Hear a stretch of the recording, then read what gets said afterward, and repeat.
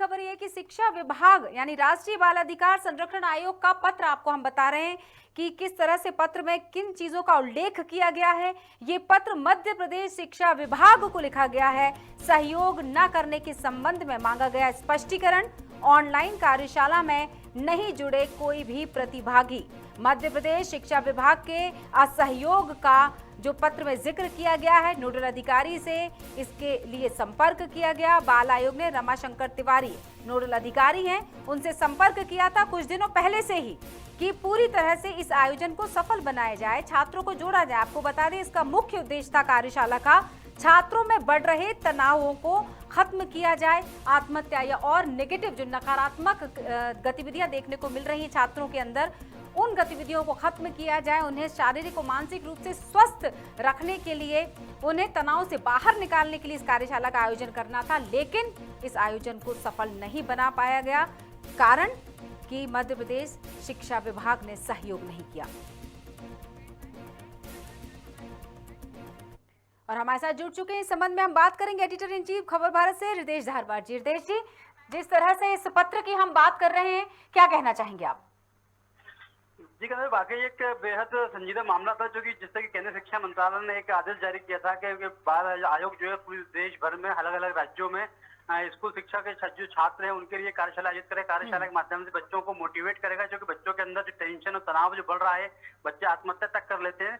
इस कार्यशाला को बहुत महत्वपूर्ण माना जा रहा है इस दृष्टि से, लेकिन मध्य प्रदेश स्कूल शिक्षा विभाग ने इस पर उदासीनता रवैया अपनाया है और 10 दिन पहले सूचना मिलने के बाद भी इन्होंने कोई इंटरेस्ट नहीं दिखाया और न ही उस कार्यशाला के अंदर पार्टिसिपेट किया। यही वजह है कि बाल आयोग को संज्ञान लेना पड़ा। बाल आयोग ने पत्र जारी करके स्पष्टीकरण मांगा कि 3 दिन के अंदर जवाब पेश करें, नहीं तो जो संबंधित अधिकारी था उनका नाम भी कोट किया है, तो उनके ऊपर भी कार्रवाई करें।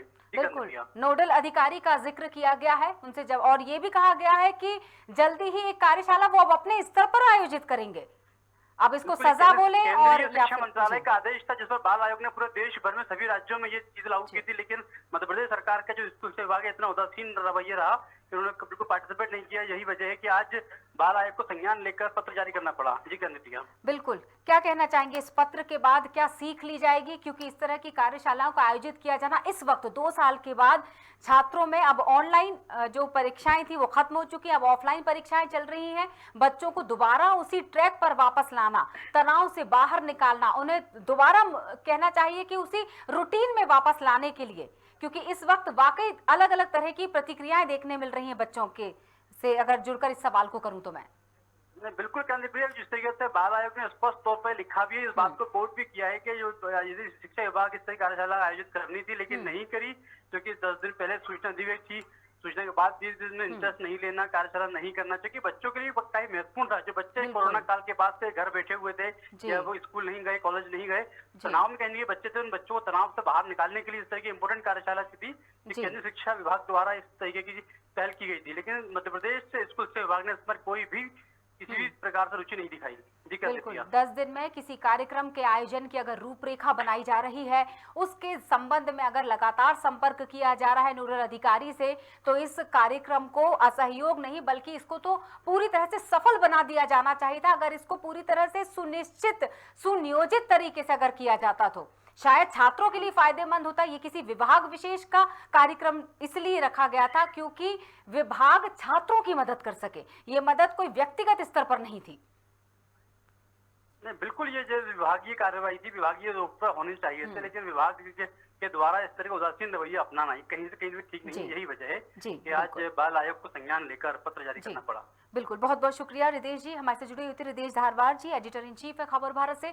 जिस तरह से इस पत्र को अगर मद्देनजर रखकर बात की जाए कि ये बहुत महत्वपूर्ण था इस कार्यशाला का आयोजित होना, क्योंकि लगातार हम देख रहे हैं पिछले 2 साल के बाद, 2 साल जो दौर बीता है, बड़ों से लेकर अगर बच्चों की बात की जाए, बच्चों को इस वक्त मानसिक सहयोग की बहुत ज़रूरत है।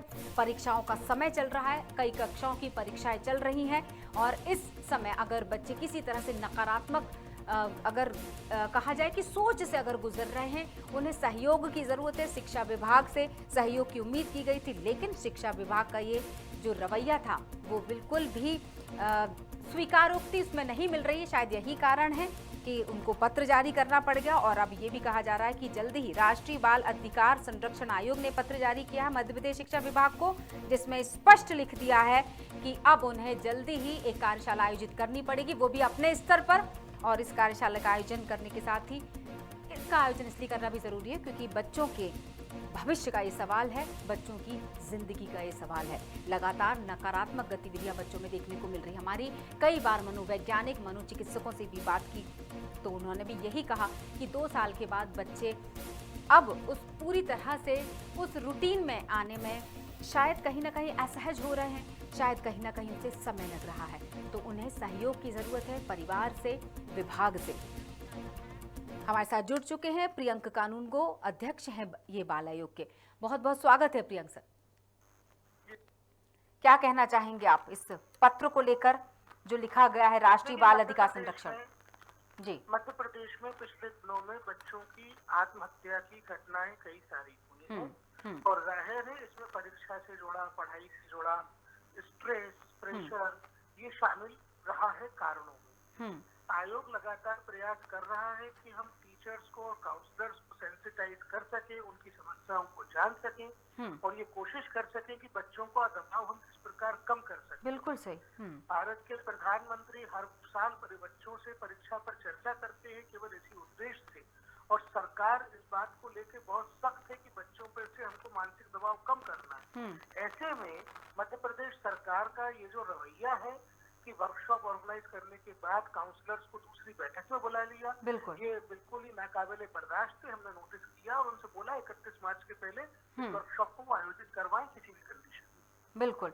तो इस तरह से आप ये पत्र में मेंशन किया गया नाम मुख्य रूप से नोडल अधिकारी का।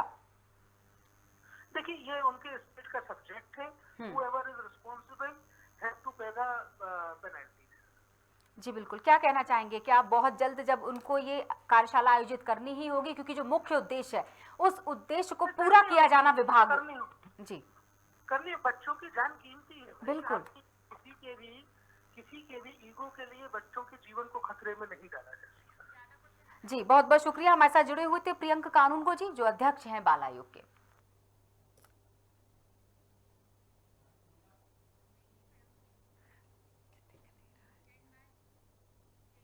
आपको बता देते कि ये जो पत्र लिखा गया है दरअसल जिस तरह से हम प्रियंक कानूनगो जी की बात करें, अध्यक्ष बाल आयोग की हमारी चर्चा हो रही थी, एडिटर इन चीफ से हमारी चर्चा हुई।